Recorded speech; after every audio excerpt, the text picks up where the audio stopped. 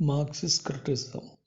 Karl Marx, who was born in 1818 and who died in 1883, a German philosopher, and Friedrich Engels, who was born in 1820 and who died in 1895, a German sociologist, were the joint founders of Marxism. They themselves called their economic theories communism.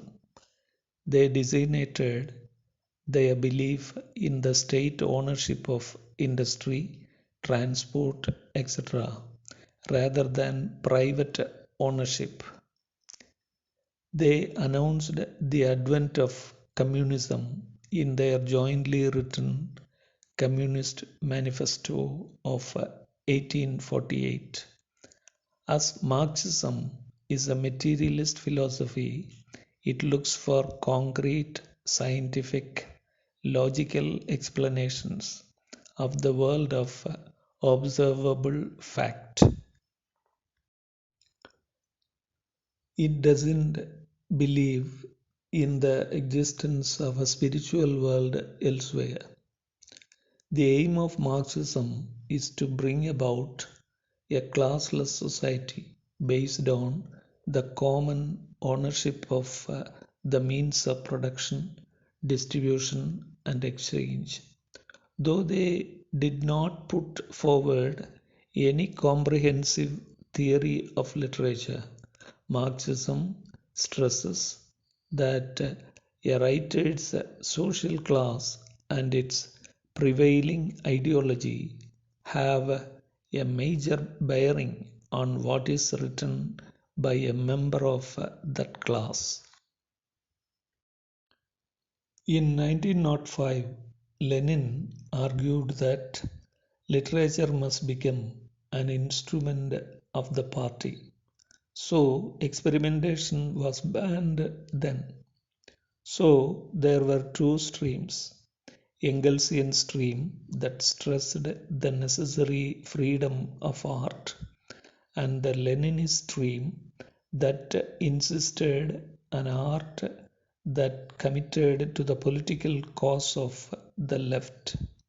In 1920s and 1930s, Engelsian, which was also called Russian formalism, flourished. The most prominent members of the group were Victor Shklovsky and Boris Eichenbaum. The familiar world appeared new to the common man through Shklovsky's idea of defamiliarization. The French Marxist thinker Louis Althusser, who was born in 1918 and who died in the year 1990, developed the Marxist approach through the introduction of various concepts like overdetermination and ideology.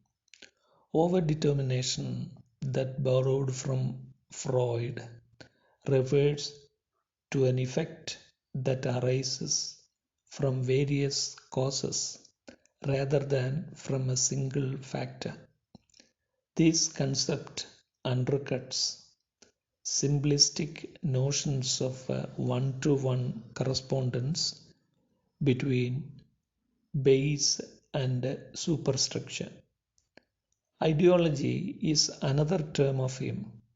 Ideology is a system of representations, which are actually images, myths, ideas, and concepts endowed with an existence and has a historical role at the heart of a given society. It obscures social reality by naturalizing beliefs and by promoting values that support it. The civil society spreads ideology through law, textbooks, religious rituals, and norms so that the people imbibe them without their knowledge. Decentering is the key term in Althusser to indicate structures which have no essence or focus or center. Art has a relative autonomy and is determined by the economic level only in the last instance. Althusser then talks about interpellation, a trick where all are made to feel that they are choosing where really they have no choice. Interpellation makes us feel like a free agent when things are imposed upon us. Althusser also makes a distinction between the state power and state control. State power is mentioned as repressive structures controlling, limiting freedom that include the law courts, prisons, the police force, and the army. They are the external forces, but the power of the state is also maintained by their internal consent. Althusser calls them as ideological structures or state ideological apparatuses. They are such groupings as political parties, schools, the media, the churches, the family, and the art that foster an ideology, a set of ideas and attitudes. Then they feel that they are freely choosing what is in fact being imposed upon them.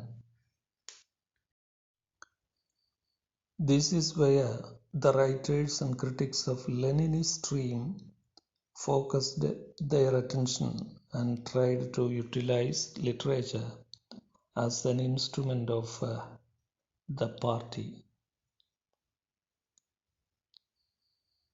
Apart from Althusser, Terry Eagleton, the best known British Marxist critic, has also had his contributions to Marxist criticism.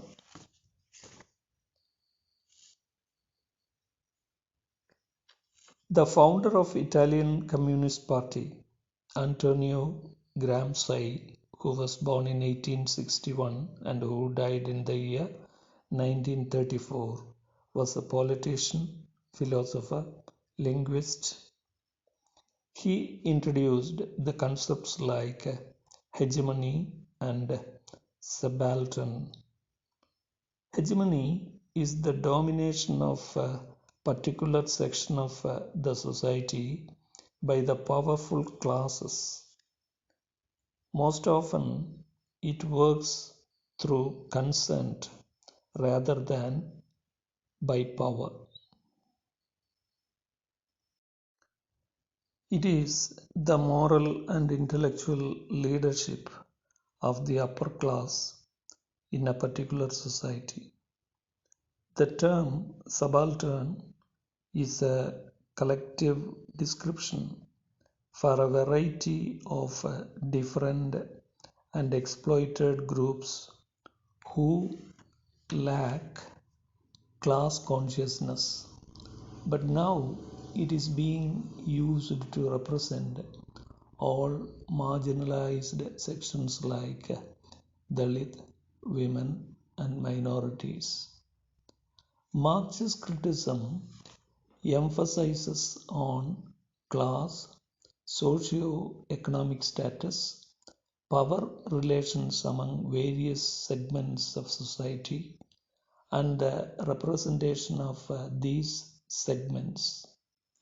Marxist criticism is valuable because it enables readers to see the role that class plays in the plot of a text.